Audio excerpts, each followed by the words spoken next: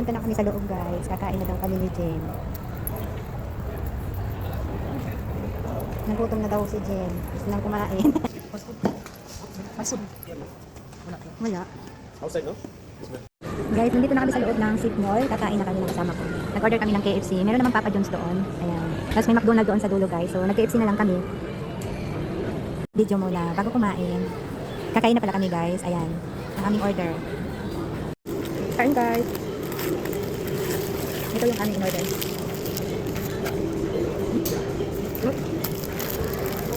Dapat ko na hindi kumain ng twister ah. Spicy ka? Spicy ka rin? Parehas pala tayo?